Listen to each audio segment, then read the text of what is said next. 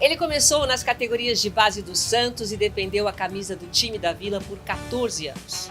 Como jogador, além do Santos, jogou em vários times, inclusive na Arábia, Grécia, China. Quando encerrou a carreira em 2005 no União São João de Araras, ele definiu seu destino. Seria técnico de futebol.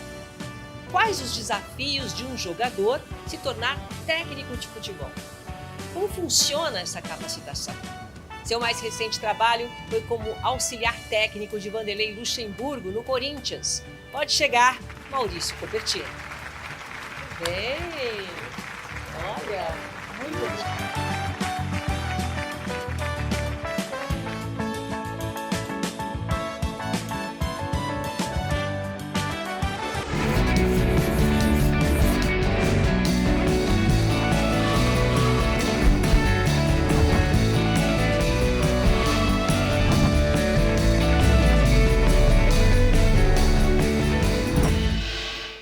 Prazer enorme te receber. Prazer é todo meu. Muito feliz. Você tem boa pinta, pinta de galã de cinema. Podia ter escolhido outra profissão também. O futebol me proporcionou me ajeitar um pouquinho, né? Vamos lá. Essa decisão de se tornar técnico foi uma escolha após você parar de jogar futebol? Ou você já pensava em ser técnico desde que, sei lá, eu era criança? Enfim, de onde veio essa decisão? Não, na grande realidade, né? O primeiro sonho era ser jogador de futebol, como 99% da minha geração, né, de crianças, era ser atleta de futebol. E aí, durante esse percurso, né, quando eu comecei minha carreira profissional, e eu estava na Grécia, e eu... Você estava jogando na Grécia? Eu estava jogando na Grécia, eu tinha 29 anos, e aí eu, vendo um treinador trabalhar, um iugoslavo, eu falei, poxa, eu acho que eu vou ser treinador de futebol. Porque Por quê? O que ele estava fazendo de diferente? Porque ele não estava fazendo, ele fazia tudo que eu não pensava que deveria fazer como treinador de futebol. E eu achei um absurdo as coisas que ele falou, que ele fez com a equipe que eu estava jogando na Grécia, que era o Panathinaiki.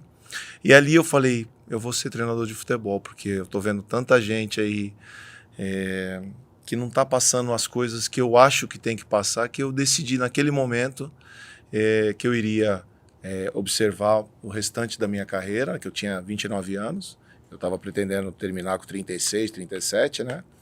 E iria, além de continuar jogando, me preparar para nessa nova fase da minha vida, que era ser treinador de futebol. Veja bem, você ficou 14 anos no Santos, então veio da categoria de base, você teve um técnico. Então, ali você meio que aprendeu. Quando você está falando da Grécia, tá? Você está na Grécia, e você vê um treinador falando coisas que você não gostaria ou que gostaria de ouvir? Que eu não gostou de ouvir. Eu não concordava com o que ele estava falando, como jogador de futebol. Por exemplo, porque você já tinha uma bagagem de jogador. Exatamente. Vamos lá, o que chamou a sua atenção no sentido de que treinador não pode fazer isso? Valorizar só os 11 jogadores que jogam. Eu achava aquilo um absurdo, sabe? E os outros jogadores que estavam no elenco não tinha tanta importância para ele. Treino de 3 horas. Eu achava aquilo um absurdo, porque eu já tinha uma idade, 29 anos para o futebol, já era uma idade um pouco avançada, né? Naquela época então, porque as metodologias de trabalho eram diferentes, né? Era muita força, principalmente na Grécia, e eles davam muita corrida, davam muita parte física, né? Que ele era iugoslavo. Exaustiva. Totalmente. Eu achava que aquilo não serviria para mim, né? Como atleta. E de repente, na cabeça dele, aquilo lá funcionava, mas como profissional, atleta, eu achava que aquilo não era bom. E eu sentia a equipe muito presa, muito... Quer dizer, então eu identifiquei certas coisas dentro do trabalho dele que me fez assim, pô, eu vou ser treinador de futebol, porque esse cara tá fazendo tanta coisa que eu não concordo, que não é possível Por você mesmo. Isso. Quer dizer, foi uma análise tua. Até então você não tinha nenhuma influência, nenhum modelo que você falasse, esse cara aqui tá fazendo isso, mas eu quero que seja assim. Algum técnico nessa época já tinha a característica, o perfil do que você achava que o que um técnico precisava ter? Então, aí eu comecei a perceber essas situações, porque eu sempre quando eu era atleta, era um líder, né? Você já era líder como já atleta. era líder, então sempre era capitão das equipes que eu passava. E nós, jogadores, conversamos muito. Pô, esse cara fez uma coisa legal. Lógico que tinham treinadores, seu José Macia, pô, excepcional na parte de condução de grupo, sabe? De conversar, de elenco. Tá. Cara boa praça, sempre estava, né? Uma gestão muito legal com os atletas. Então, pô, esse cara é legal, esse cara vale a pena você jogar por ele, é um cara que te cativa, que sempre está te dando fazendo um carinho, no bom sentido, né? Falando coisas boas. Então, certas identificações assim de um e de outro treinador, eu fui acumulando. E a partir desse momento que eu tive essa experiência com esse profissional lá na Grécia, eu falei, não, agora eu vou realmente prestar atenção nos novos trabalhos que eu vier pela frente e vou trazer para mim aquilo que eu acho de bom. E foi assim que eu fiz até o final da minha carreira como atleta de futebol no União São João. Você disse que você era líder, sempre foi líder desde cedo, e que as pessoas meio que te seguiam, né? Até é importante a gente falar isso.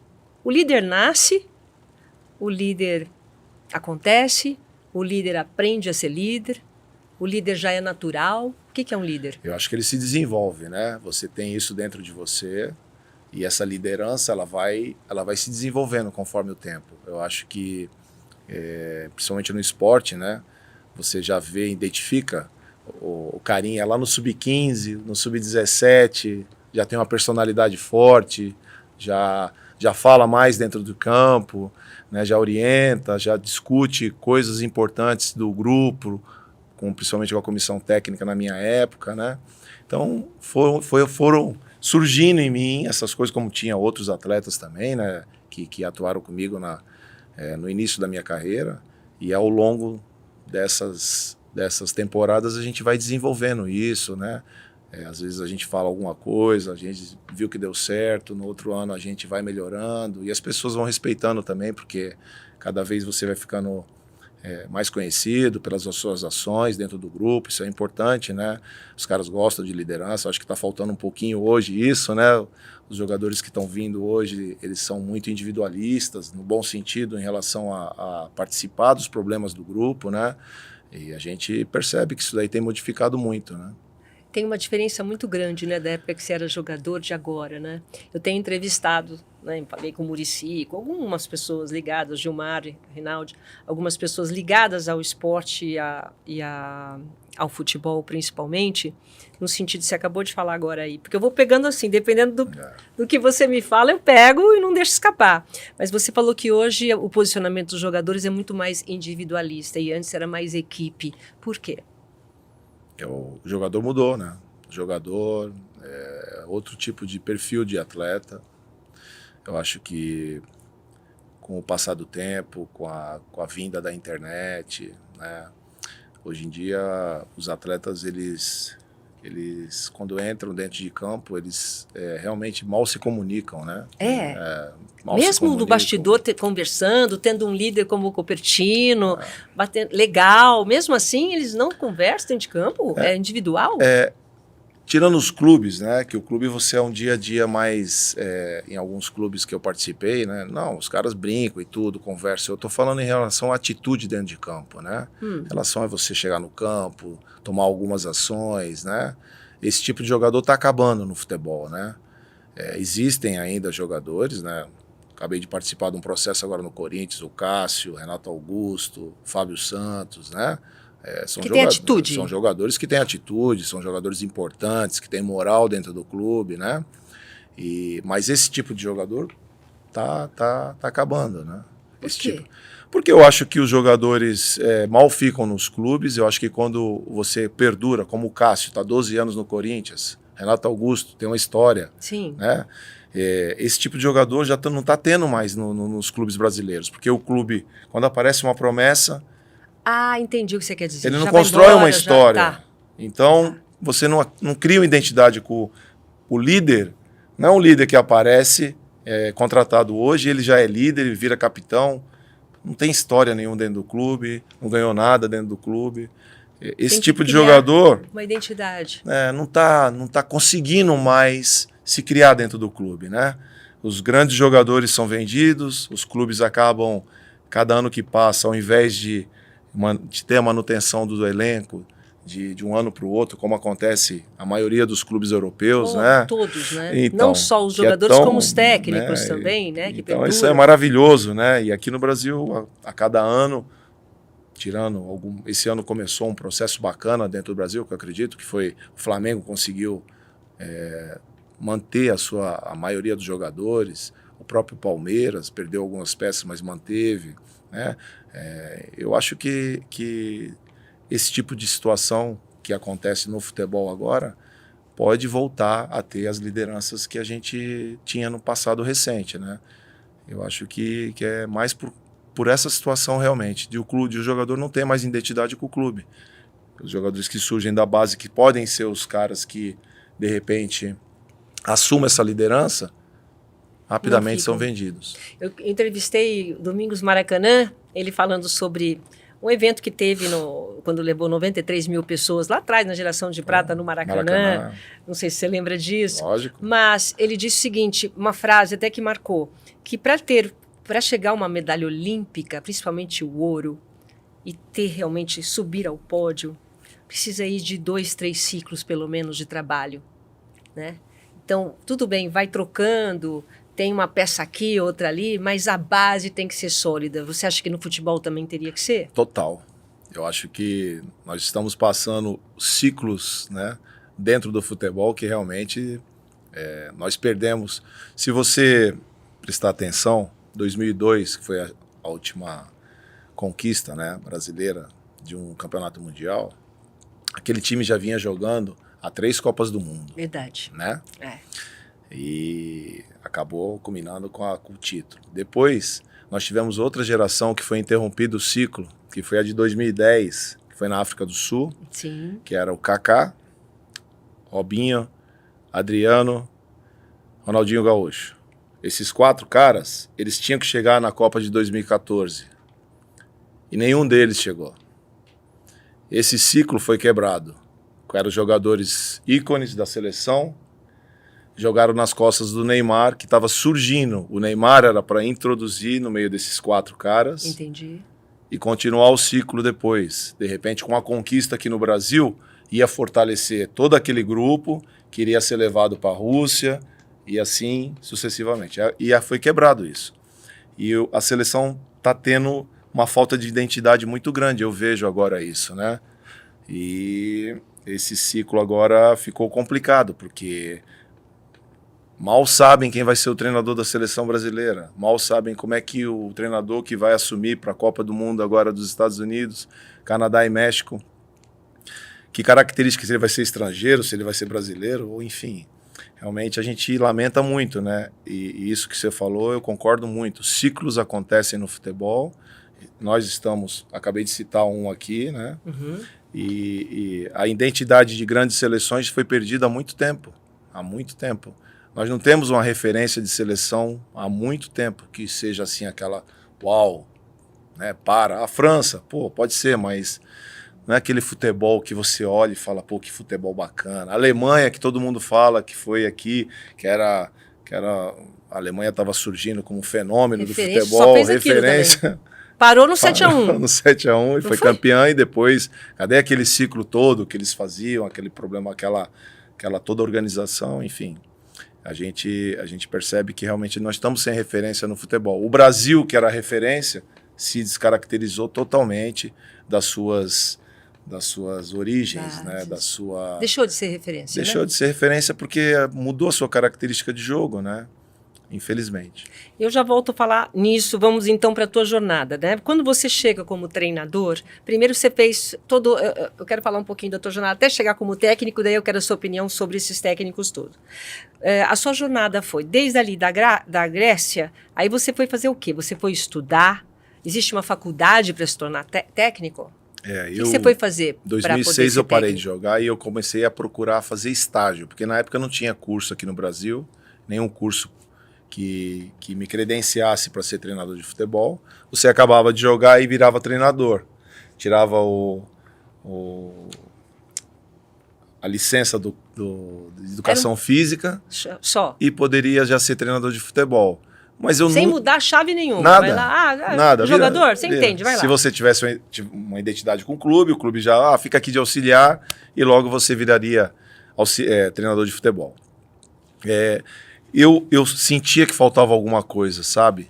Em relação a esse tipo de contextualização do meu processo de formação como treinador de futebol. E eu comecei a procurar. Eu comecei a ir fazer estágio com treinadores que já estavam na caminhada, que era o que eu poderia fazer para mim. Era a tua referência. Era a minha referência, né? E comecei a tentar buscar em algum lugar cursos para poder eu estar me identificando melhor, podendo estar mais preparado para alguma situação que pudesse acontecer. E comecei a trabalhar como auxiliar técnico. Onde foi? Foi no Sertãozinho, interior de São Paulo. Sertãozinho, perto da minha terra, Monte Azul Paulista. Você já foi para Monte Azul? Eu já fui, já lá. Minha cidade pequenininha. Tinha um estádio bem simpático, um campo muito bom. Não, o estádio é para 20 mil pessoas, tem mais do que a cidade. A capacidade do estádio de Monte Azul é para 20 mil, e tem menos, tem 15 mil habitantes. Então, tem que vir gente de fora para assistir. É verdade. E eu comecei a trabalhar lá com o profissional Nenê Bellarmino, que é um treinador de lá de Santos, né? Foi um ex-jogador, um excepcional jogador. Ele me deu a oportunidade. E eu iniciei minha carreira como auxiliar técnico, né? Trabalhando no Sertãozinho, que na época era uma equipe da primeira divisão do Campeonato Paulista. E aí você foi se aprimorando como? Na observação? Trabalhando. Ou você já pôde colocar também o que você achava desde lá da Grécia? Peraí, isso aqui pode mudar? Não sei se o auxiliar técnico pode dar algum palpite. Não, eu comecei a ter a percepção e a comparação dos trabalhos, né?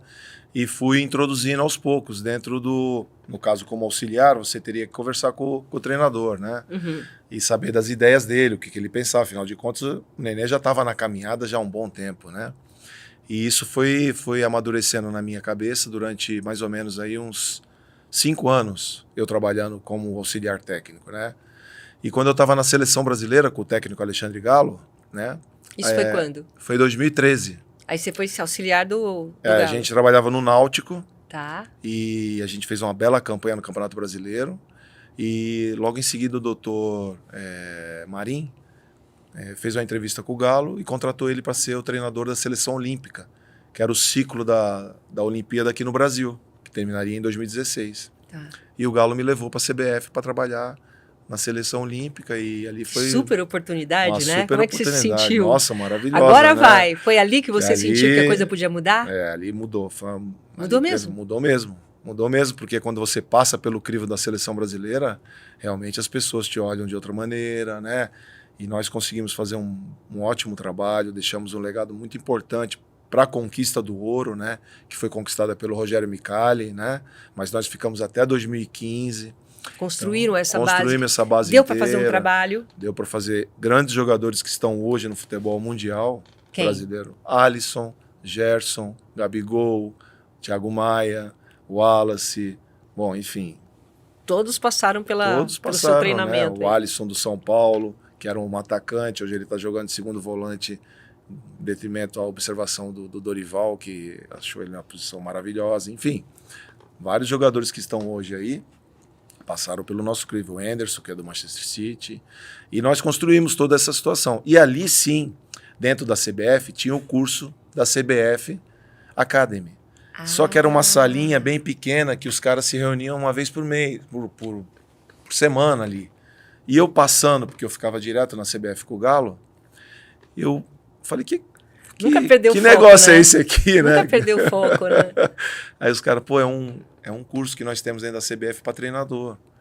Eu falei, que curso é esse? Eu não sei, pô. Não, é todo final de ano aqui a gente está fazendo um curso para licença. Licença A, B, C e Pro. Falei, quero entrar nesse curso aí, cara. Pode me inscrever. Sério? Eu tô aqui, né, sou auxiliar do Galo e tudo, pode pôr meu nome aí. Aí começou, isso em 2014.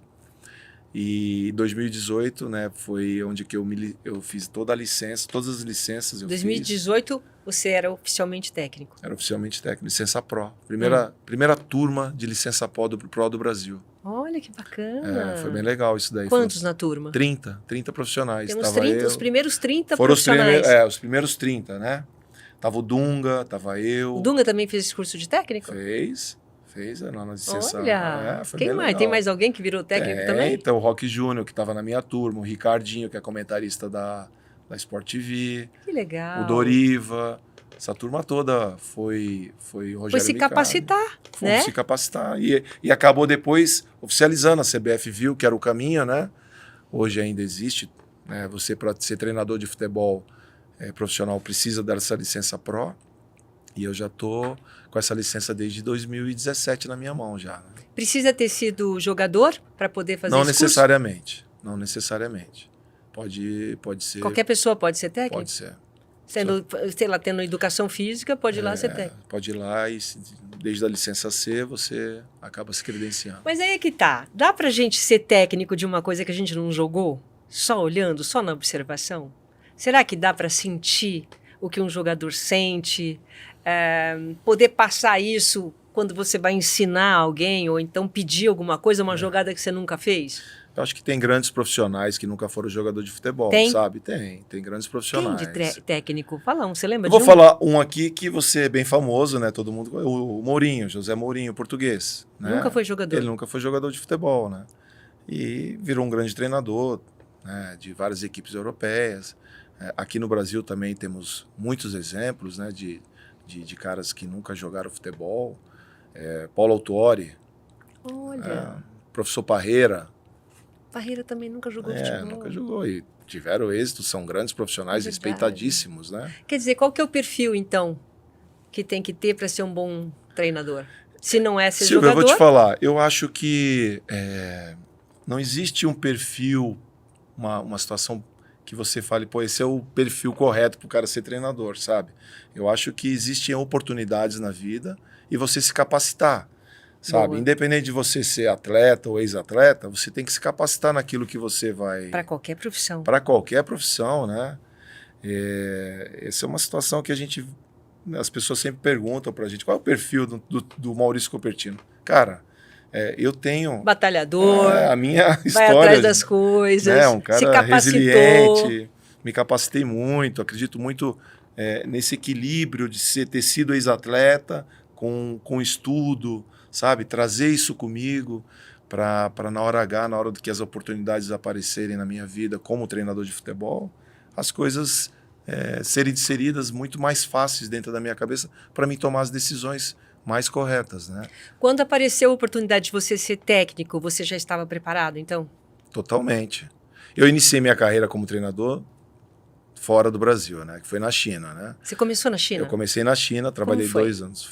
Eu tinha ido com o Vanderlei um ano antes. Ah, o Vanderlei foi teu padrinho nessa história? É isso? Na grande realidade, a gente tinha que trabalhar lá juntos, né? Ele tinha me convidado quando eu saí da seleção brasileira e ele teve a oportunidade de dirigir o Tianjin Quanjian, uma equipe de um bilionário chinês lá da 2ª divisão, e ele me convidou para trabalhar com ele, que foi uma honra, né? Nossa, que oportunidade uma convocação, bacana, né? Trabalhar com um cara desse, com um quilate desse naipe de profissional, que foi especial na minha carreira, né? De receber esse convite.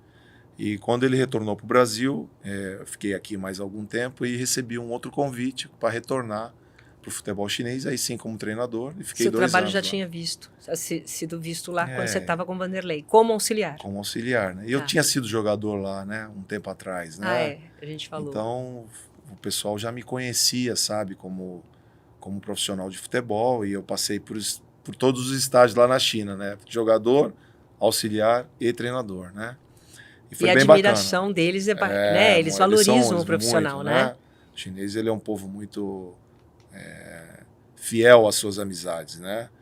Eles preservam muito isso daí. Eu acho que eu fiz uma história bacana, bonita, tenho vários amigos lá e eu fiquei mais 2 anos lá trabalhando como head coach do Zhejiang Yitan, uma equipe ao sul da China. Deu para aprender a falar chinês? É muito difícil, né? O mandarim realmente é muito complicado. Tem que se capacitar. Parece que você foi aprender chinês, não? Eu não fui aprender, né? A gente falava inglês lá, tudo inglês, né? Então ficava mais fácil, porque realmente o mandarim é completo. Até meu intérprete, que falava chinês, português, ele tinha dificuldade, né? Então avalia, né? Mas Eu acho que também é uma Você oportunidade, adaptou, né? sim. A língua também é uma oportunidade muito bacana quando você vai para esses países assim exóticos, né? Se você consegue falar, Uma a cultura. valorização é até melhor, né? Você sabe que quando eu comecei na carreira, que eu era repórter, uma das primeiras pessoas que eu entrevistei foi o Vanderlei Luxemburgo. E eu lembro que o Vanderlei, o estilo Vanderlei de ser, era totalmente diferente dos técnicos da época, porque ele inovou não só na parte prática e física, ele começou a colocar um contexto diferente, de ter uma coisa multidisciplinar, começar a se preocupar também com o psicológico, com o emocional do jogador, como é que ele estava, como é que ele não estava. Então, ele montou uma forma de trabalho muito peculiar. Você pegou um pouco disso, o que você acha? Total, nutrição, Tudo, era ele tudo, englobou né? tudo, né? Não Ele era trouxe legal? muito. Chamou atenção na época. Hoje até que deve ser normal, mas foi ele que começou. Exatamente isso. Ele fala sempre isso, né? É legal você reconhecer isso daí, né? Eu estava Vindo da lá, profissional. Vanderlei, eu vi tudo. Então, hoje os clubes todos têm, né, seus departamentos, né? E eu acho que foi graças a essa iniciativa do Vanderlei lá atrás, né? De ele ter empregado isso aí no Bragantino, né? E depois, hoje os clubes que pensam grande, que pensam realmente em conquistas, em desenvolver seu atleta, tem que ter os seus departamentos de fisiologia, nutrição, psicologia, no caso para a base, assistente social, para dar um suporte psicológico para os meninos, que a maioria são de lugares extremamente difíceis, né? Com problemas econômicos, problemas sociais assim, muito grandes, né? E ajudam muito nesse processo de conhecer os atletas da base, até para o clube poder ajudar em alguns casos que aconteçam realmente a um extracampo assim, mais difícil, né? Você aprendeu muito, mas você acha que hoje teria que ter evoluído um pouco mais? Ou a cobrança que existe em cima do técnico brasileiro independentemente do que ele tenha de capacidade? O que eu sinto aqui, eu sempre bati nessa tecla, é assim, não tem bom técnico, ou péssimo técnico, ou bom trabalho, ou não. Tem resultado. Brasileiro só funciona com resultado. Ele passa a contestar aquele técnico a partir do momento do segundo ou terceiro resultado ruim, já querem que o técnico saia, independentemente de no começo ele ter sido recebido por toda a torcida, que bom que está lá. O Brasil é resultado? Total. Né? Aqui o nosso trabalho é baseado, pautado no placar, né? Não no resultado do trabalho, infelizmente. Porque existem duas coisas, o placar e o resultado. O resultado do trabalho, a equipe está evoluindo, os jogadores estão entendendo o trabalho, você vê que a equipe está melhorando, e o placar do jogo.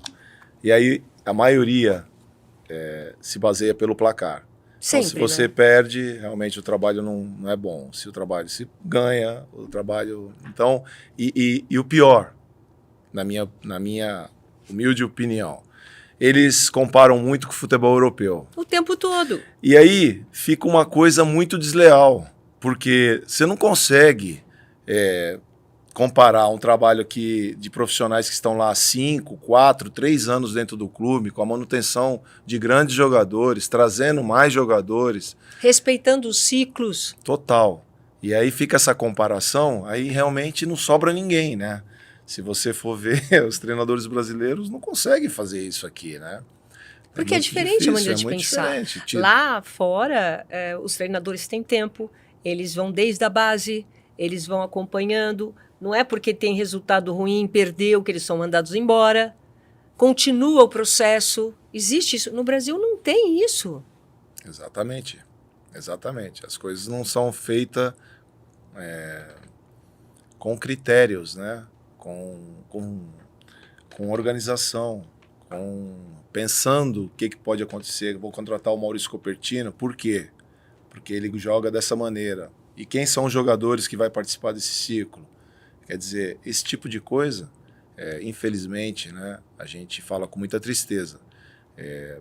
Pode estar ressurgindo agora no Brasil, mas foi deixado de lado há um bom tempo, né? O quê? Porque esse tipo de organização.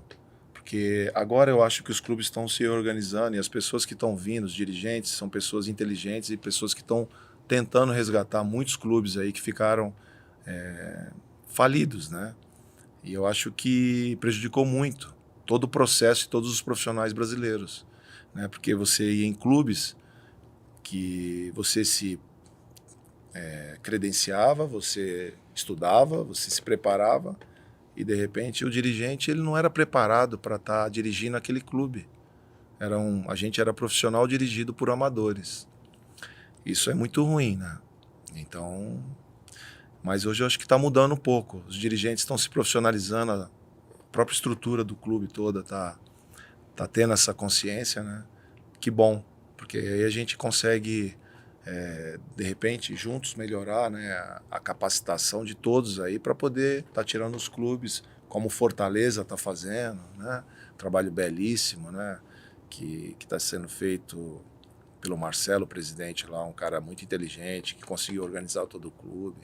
Então, assim, exemplos bons que nós temos que dar para que outros clubes sigam o mesmo caminho. O Gilmar Rinaldi veio aqui, ele falou, o problema do Brasil são os dirigentes. Enquanto não mudarem os dirigentes, o futebol vai continuar como está. E o Joaquim Grava falou o seguinte, o futebol do Brasil está na UTI. Você concorda com alguma dessas declarações? O futebol está na UTI e o problema são os dirigentes. Quer dizer, tem aí, você já colocou mais ou menos que muitos dirigentes não têm a capacitação ou a capacidade, melhor dizendo, para gerir aquele clube. Então sofrem todos, principalmente os da equipe, né? Total, né? Eu acho que tem um pouco de cada coisa, sabe? Se bem que eu sou um cara que procuro sempre ver com bons olhos tudo que está acontecendo. Aquilo que você falou dos ciclos, eu trago muito comigo. E eu vejo que os clubes, eles estão querendo ficar profissionais, sabe? Eles estão querendo, eles estão vendo... Porque existe muita pressão em cima também dos dirigentes, né? Então, quando a coisa não anda, né? Realmente a carga é muito forte, externa, né? De tudo, a cobrança. E não é só em cima do treinador, é em cima do presidente, é em cima da diretoria, é em cima dos jogadores. É toda uma situação que acontece hoje, né? Que expõe muitos profissionais do futebol. E eu vejo com muito bons olhos essa questão. O Flamengo foi o pioneiro nisso. Em 2013 estava no fundo do poço e hoje é uma superpotência, né? Eu acredito que... Qual foi o trabalho que foi feito? Foi a reestruturação do presidente que pegou o Flamengo e falou, eu vou pagar a dívida do Flamengo em 5 anos e depois nós vamos começar a montar equipes para estruturar, para ganhar título. Então, a partir de 2013... Foi um planejamento, né? Isso que você está falando. Isso. Ele chegou em 2013 e falou, não dá para ganhar nada, não vamos disputar nada, eu vou pagar a dívida do Flamengo. Em 5 anos ele sanou todas as dívidas e a partir de 2018 ele começou a disputar título, trazendo jogadores importantes, comprando, pagando hoje 25, 30 milhões de euros em jogadores importantes, como o Gerson, né? Uhum. E hoje o Flamengo, eu acredito que mais uns 2, 3 anos o Flamengo vai estar podendo comprar jogadores da Europa para cá, como ele vem fazendo, né? Comprou o Cebolinha, comprou o Gerson, só que são brasileiros. Daqui a pouco, se ele quiser contratar um jogador europeu, eu acho que ele vai ter condição. Então é muito mais planejamento do que qualquer outra coisa. Total. Né? Estratégia. O que vai acontecer? Uma gestão. A sua empresa. Clube, é uma empresa. A sua empresa, se você não gerenciar... Como fez o Palmeiras? A Leila fez isso? De uma forma diferente da do Flamengo, mas sim, nas medidas profissionais. O Palmeiras é uma equipe também muito organizada, tive o prazer de trabalhar lá também. Pô, fantástico. Lá, né? Fiquei lá 1 ano quase, né? Ganhamos o Campeonato Paulista. Depois estava naquele período da pandemia, né? E o Vanderlei conseguiu conquistar um título paulista depois de 12 anos, né? Foi bem bacana. Fizemos um trabalho bem bacana, revelamos vários jogadores, né? Gabriel Menino, Patrick de Paula, o Danilo, que foi vendido para a Inglaterra. Então, foi um trabalho muito legal, que foi o pré do trabalho do Abel, né? Que depois pegou a equipe e conquistou todos os títulos aí que ele vem tendo esse sucesso com muita capacitação, né? Teve uma preparação, teve um alicerce. Vanderlei estava ali, teve uma base, né, Vanderlei? Teve uma base ali. Pô. É importante. Importante, né? Importante. Você, como técnico, qual foi a sua maior alegria aí que você pode contar pra gente no momento de... Você foi para Abu Dhabi? Não sei, onde você foi ser técnico? Eu trabalhei no Banias, uma equipe de Abu Dhabi o ano passado, né? Eu fui para lá também como treinador, né? Como eu te disse, eu fui na China e depois agora, o ano passado... Eu acho que os estrangeiros gostam de você, né? Eu acho que sim, viu? Acho que sim. Bom que lá ganha mais. É verdade. Dinheiro lá é melhor. Tô tentando, como tá essa onda agora aqui de treinador estrangeiro, tô tentando tirar um passaporte italiano. Quem sabe os caras olham para mim, né? Diferente. Mas enfim, tirando brincadeiras à parte, eu acho que eu tenho essa situação, porque eu joguei em 3 países e conheço bastante gente, né? Networking bacana, você quer dizer? Networking bacana, sabe? No mundo árabe. Eu joguei na Arábia Saudita em 97, hoje a Arábia Saudita tá a meca do futebol mundial, né? Então... Tem amigos lá, pessoas que admiram o seu trabalho. Exatamente, né? Isso daí você sabe que o estrangeiro, ele demora para pegar confiança, mas como o chinês, né? Como o próprio grego, mas a Grécia está atravessando uma dificuldade econômica muito grande, né? E passa pelo futebol também. Então, a gente acaba tendo esse tipo de network que facilita, né? E facilitou muito. Foi maravilhoso também eu trabalhei ano passado lá no Banias. Foi seu grande momento como técnico? Como treinador, eu acho que na China. Na China. Tá. Eu acho que foi um momento mais importante, assim, dentro da minha carreira, né? E como profissional do futebol aqui no Brasil, eu acho que trabalhar com o Vanderlei realmente é especial, né? Onde ele vai, realmente ele atrai muito tudo, né? Ele é um cara que tá me ensinando várias coisas, né? Em tudo, né? Eu acho que esse NBA que eu tô fazendo com ele tá sendo maravilhoso pro meu processo de... Com certeza. Porque ele é generoso para passar conhecimento? Muito. A gente, tivemos épicos assuntos assim, nos jantares das concentrações maravilhosos, né? Realmente ele é um cara especial, né? Devo muita coisa para ele ter me levado nesses 4 clubes aqui no Brasil. Porque ele acredita em você. Né? Isso é importante, ele acredita em você. Ele também não apostaria, né, as fichas num profissional que ele realmente não entendesse que tem essa capacitação, né? Isso foi importante, está sendo muito importante. Para mim foi muito legal o reconhecimento das pessoas ligadas aos clubes que a gente trabalha e a própria imprensa que cobre os clubes, né? Então vai nos fortalecendo, né? Para quando a gente tiver a nossa oportunidade aqui no Brasil, as pessoas sabem que a gente não caiu de paraquedas, né? A gente realmente é pautado em cima de verdade, de trabalho, né? Afinal de contas, eu já trabalho na Série A há 14 anos. 14 anos. Então, eu me considero um treinador de futebol, eu sou um treinador auxiliar, não um auxiliar treinador. Mas vai chegar. Né? E a gente vai criando casca, né? Como a gente fala na gíria do futebol, para quando aparecer a oportunidade eu estar preparado e seguir minha isso caminho. Que é importante a gente colocar aqui. Porque muitas vezes parece que a oportunidade demora para chegar. Nossa, eu estou trabalhando tanto, eu estou estudando tanto, eu estou me capacitando tanto, e não chega, dou murro em ponta de faca. Mas a hora que chega, a gente tem que estar pronto. Não é isso que lá em cima está falando assim, capacita, porque teu momento vai chegar. E o momento chega na hora que tem que chegar. É ou não é? Você acredita nisso? Muito nisso, né? Acho que as oportunidades, né, elas aparecem. Né? E se você não estiver preparado, realmente... fica mais difícil, né? Aí vai embora. E todo mundo está se preparando muito hoje, né? Assim como na minha área, na sua também, na área da comunicação, você vê aí vários profissionais, né? Eu até não concordo com esse etarismo que está tendo aí, né? Dessa situação dessa mudança. Mas é mais com mulher isso, né? Você acha? Eu acho que eu estou tendo isso com o Vanderlei agora, né? Não, ele foi mandado porque ele está... Não que foi isso, mas que teve um certo preconceito em relação ao que ele... Ao quê? Aos trabalhos dele, ao que ele está já ultrapassado, esse tipo de situação que sempre acontece e falam, né? Tudo aquilo que a gente falou aqui, que foi o que ele lançou, tal, eles acham que está ultrapassado, que ele é um técnico ultrapassado, é isso? Não lembram disso, né? Isso é muito ruim, né? Porque a gente que trabalha no futebol sabe que ele fez muitas coisas pro futebol, né? Mas talvez não tenha evoluído junto do jeito que as pessoas querem? Eu não vejo por esse lado. Eu vejo que as pessoas não reconhecem esse tipo de situação. Ao invés de falarem coisas boas dele, pô, o Vanderlei fez isso, fez aquilo.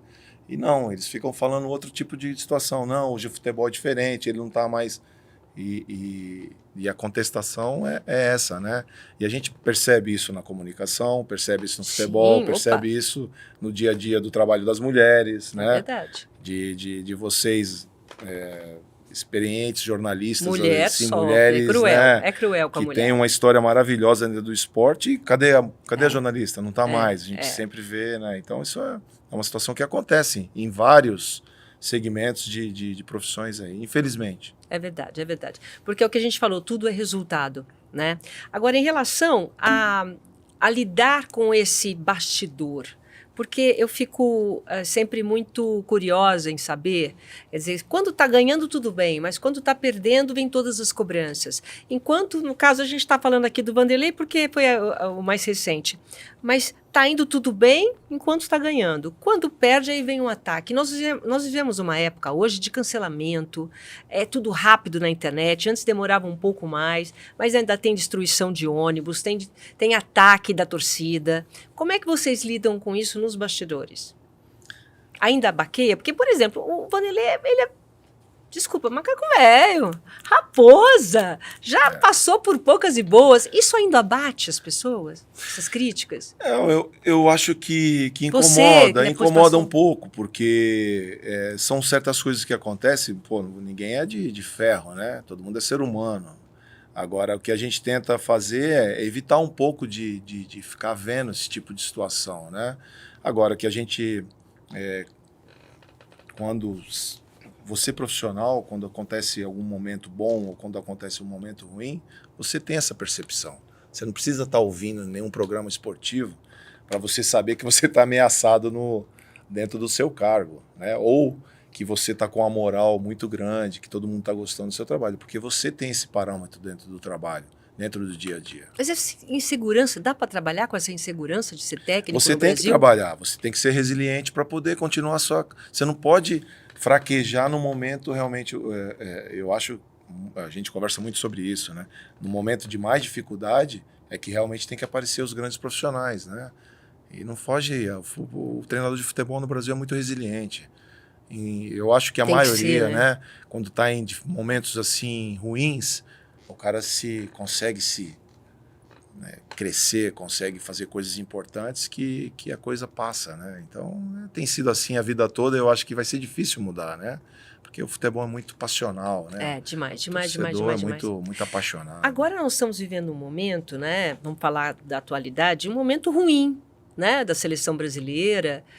Eu fico imaginando assim, já que o nosso tema é treinador, o Fernando Diniz, que fez um super trabalho com o Fluminense, de repente está aí de interino. O que significa para o treinador ser interino? Você fica no meio do caminho, a responsabilidade não é sua, porque você não vai ficar. Como é que funciona a cabeça de um treinador ser interino? Nossa, Deus me livre, ser interino, não quero ser interino de nada. O principal do cara, assim, que eu tô torcendo muito pro Fernando dar certo, sabe? Que eu vejo nele... Como eu via um bom profissional. Ele é um ótimo profissional, né? Como eu via no Tite também, sabe? Eu via no Tite também um cara muito organizado, que fez um trabalho de um ciclo dentro da seleção brasileira, muito importante, né? E infelizmente não ganhou. E é aquilo que a gente estava falando, né? Quando não se ganha, o trabalho é todo esquecido, né? Mas o último ciclo que ele fez agora para o Catar foi maravilhoso em termos de resultados, de placar, né? Mas quando depois de tudo que ele fez, quando ele sai sozinho no túnel, o mundo chamou ele de covarde? Então.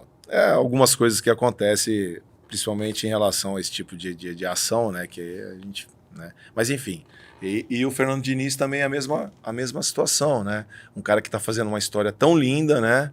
E quando eu ouvi a primeira vez, confesso para você que eu estava vendo uma emissora e falando Fernando Diniz vai ficar só até o meio do ano e depois vai vir o treinador Carlos Ancelotti para ser o treinador. Confesso que eu fiquei assim, falei, pô, um dos principais treinadores do Brasil, né? Se sujeitar a esse tipo de situação, né? Realmente eu fiquei triste. Você se colocou no lugar dele. Eu me coloquei no lugar dele, sabe? E realmente a gente fica, pô, se o principal treinador, um dos principais treinadores do Brasil, tá acontecendo isso, né? Então a gente fica com um ponto de interrogação muito grande, né? É contraproducente, porque veja bem, fica olhando a posição, né? Você se coloca no lugar dele. Você é técnico de um grande time e conseguiu uma grande vitória. Aí você é chamado para a seleção brasileira, que né? Quando o Muricy veio aqui, Eu falei, por que você não aceitou? Não, porque não era. Eu estava ali no São Paulo, eu honro minha palavra, mas faltou, né? Faltou. Porque, claro, que técnico que não quer ser técnico da seleção?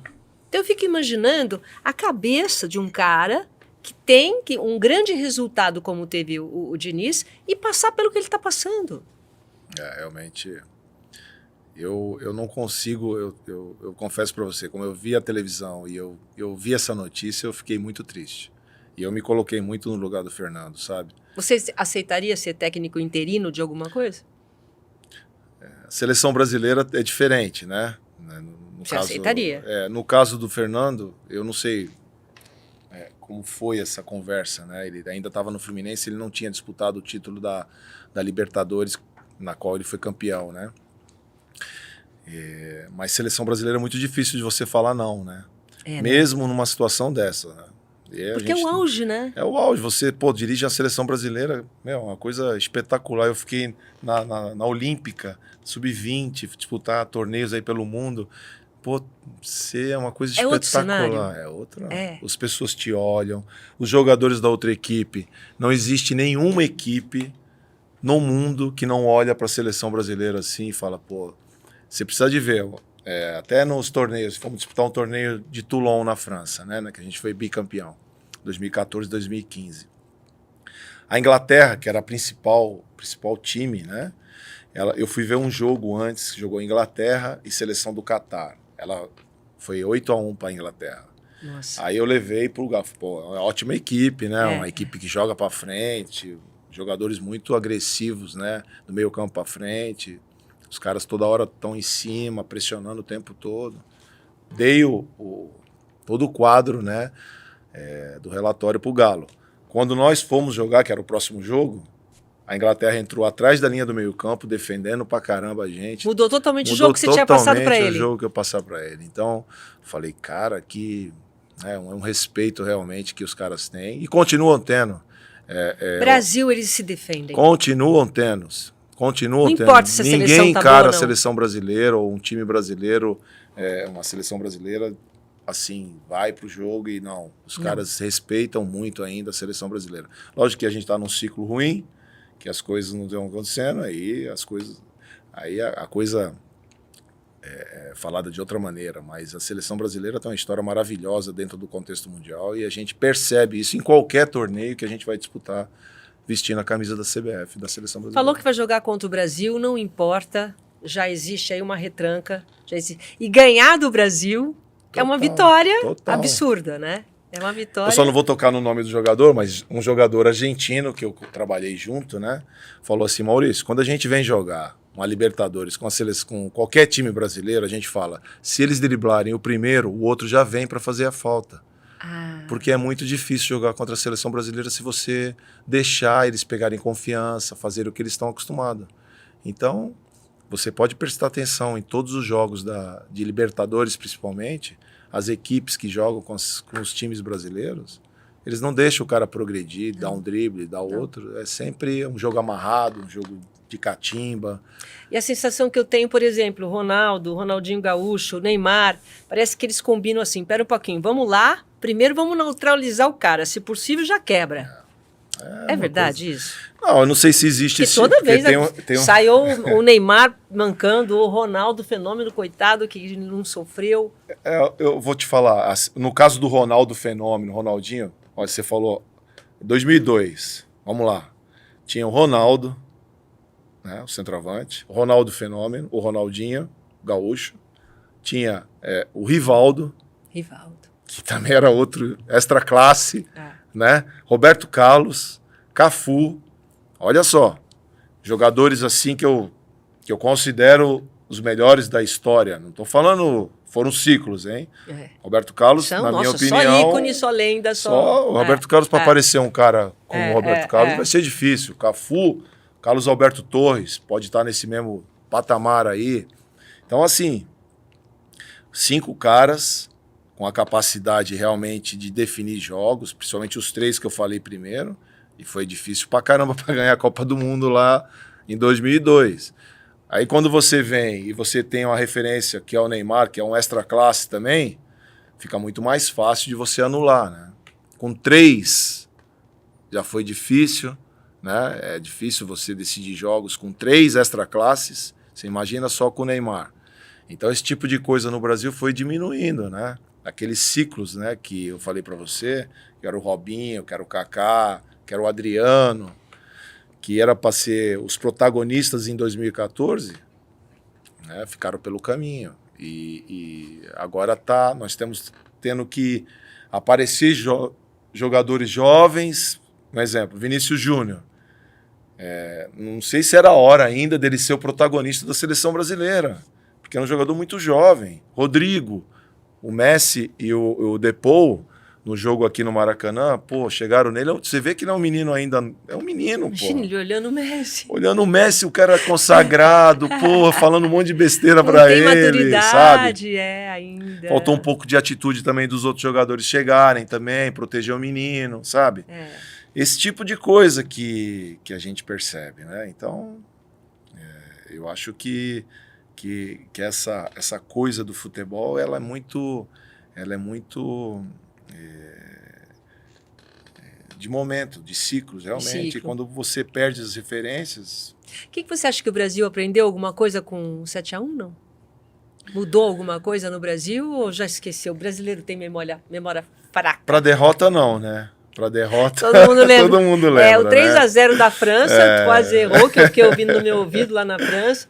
E o 7-1? Eu acho que as derrotas sempre, Silvia, eu acho que sempre é um aprendizado para todo mundo. Eu acho que a história do treinador de futebol brasileiro começou a ter esse tipo de contestação depois do 7-1, né? E ali houve realmente uma revolução dentro do mercado brasileiro aqui em relação à nossa profissão, né? Então, agora nós estamos conseguindo reequilibrar, porque eu acho que a nova geração de treinadores que estão aparecendo aí é muito forte. Tem muito treinador bom aparecendo? Tem muito treinador bom. Tem muito treinador jovem que está procurando sua oportunidade. E eu acho que quando tiver uma sequência, quando tiver conquistas, né? Que eu acho que também nós, treinadores novos que estão aparecendo, quando aparecer no mercado realmente, nós temos que fazer acontecer, né? Mas nós estamos vivendo uma cultura de técnicos estrangeiros? Técnico português? Estamos. Técnico espanhol? Estamos. Parece que o Brasil está olhando para fora, não está olhando para dentro. Eu acho que mais o português agora, que eles perceberam, são né? fases. E eu acho que foi fase. Eu acho que esse ano aqui, principalmente esse ano, aconteceram algumas coisas com treinadores estrangeiros que deu um alerta de novo, né?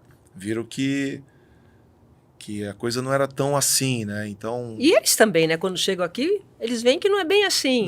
Lidar com o europeu, né? Não sei.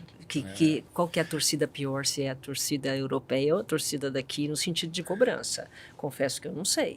Porque lá também eles cobram bastante. Nossa, também, lá é um estádio inteiro que é ali, ó, ferrenho também. Então, esse tipo de coisa eu acho que aconteceu, está acontecendo e nós estamos sabendo superar. Eu acho que a conquista do Fernando Diniz pela Libertadores, sabe? O próprio Campeonato Brasileiro agora desenrolando, sendo disputado até o final, né? Com treinadores brasileiros e o Abel na situação, a volta do Tite para o Flamengo, sabe? O próprio Vanderlei vindo para o Corinthians e resgatando o Corinthians, que eu acho que quando nós chegamos o Corinthians estava numa situação muito difícil, né? Verdade. E conseguimos fazer, na minha opinião, a gente fez um case maravilhoso em 5 meses de trabalho. Nós levamos a equipe para 2 semifinais, nós revelamos vários jogadores, nós tiramos a equipe da zona de rebaixamento, né? Então, entregamos o time para o Mano Menezes numa outra situação, né?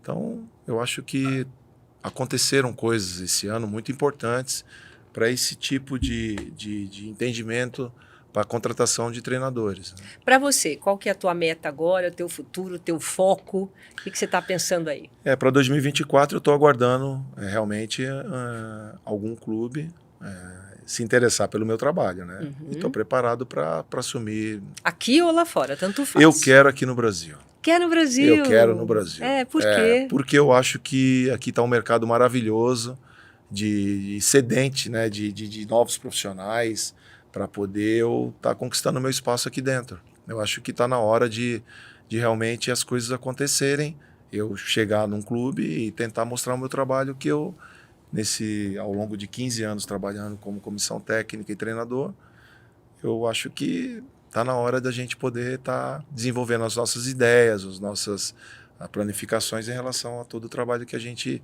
aprendeu aí durante essa caminhada Mas toda. isso é mais um trabalho de networking, é um trabalho de conhecimento, é um trabalho tipo, você vai nos clubes e fala com eles, você fica esperando, como é que funciona? As pessoas me procuram, né? As pessoas me procuram, perguntam o que eu estou fazendo, né? Depois da saída do Corinthians, qual é o meu plano para o próximo temporada, enfim. Tem o Vanderlei, que é um cara que a gente sempre conversa, tá quietinho, ele tá esperando. Agora, aprendeu a ter paciência, que é uma sabedoria. Exatamente. Então, assim, eu tenho muito respeito por ele, é um cara que me aconselha muito, né, na minha caminhada profissional. Então, eu tô bem tranquilo e agora relaxando nesse ano 2023 e aguardando para 2024 alguma situação profissional, como eu te disse, muito preparado e muito consciente daquilo que eu fiz na minha carreira toda e esperar. Acho que melhor dos mundos, eu vou aqui profetizar aqui. Melhor lá. Dos mundos seria Cupertino no Santos. Aí você já juntava tudo, é ou não? Acho que o Marcelo Fernandes está fazendo um grande trabalho lá. Não, mas tudo bem. Nunca se sabe. Um dia eu acho que ninguém está tomando o lugar de ninguém aqui. Eu acho que na frente pode acontecer, né? E categorias de base, não? Eu não penso no momento Você quer só profissional? Eu não penso. Eu acho que o profissional foi onde eu me criei, onde eu aprendi, o meu habitat.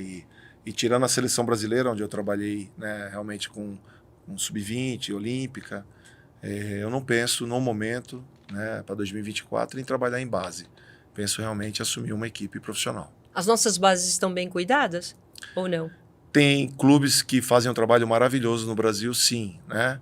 Mas eu acho que ainda a CBF poderia organizar melhor essa regulamentação de estar deixando os jovens jogadores saindo do Brasil tão cedo, sabe?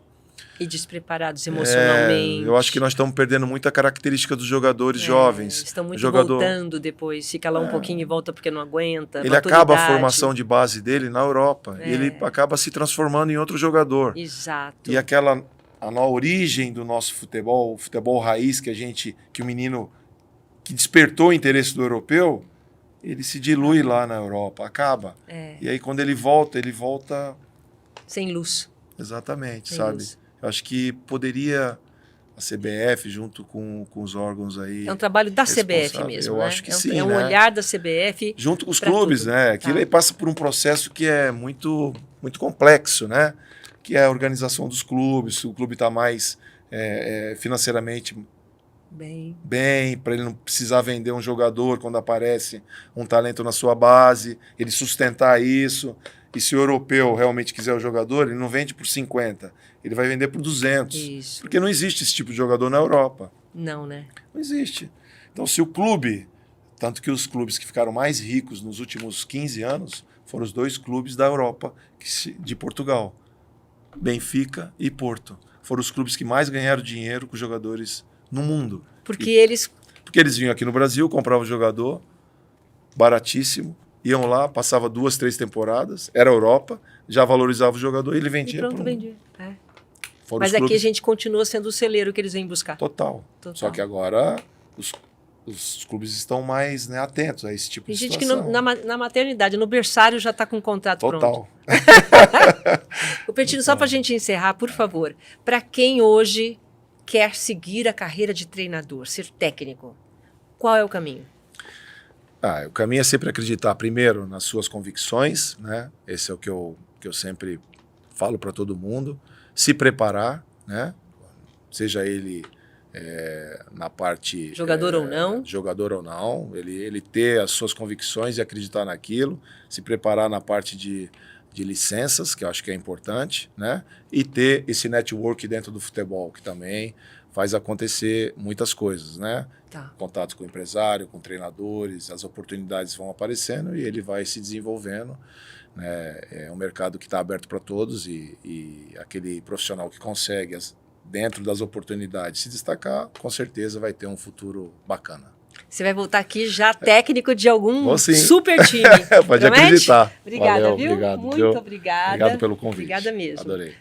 Olha aqui, agradecendo a flor maravilhosa da Estrelitza, né? Encantou aqui a gente. Foi. Muito obrigada, viu, Serginho? Agora eu quero sempre um arranjo bem lindo aqui para colorir a minha mesa, tá bom?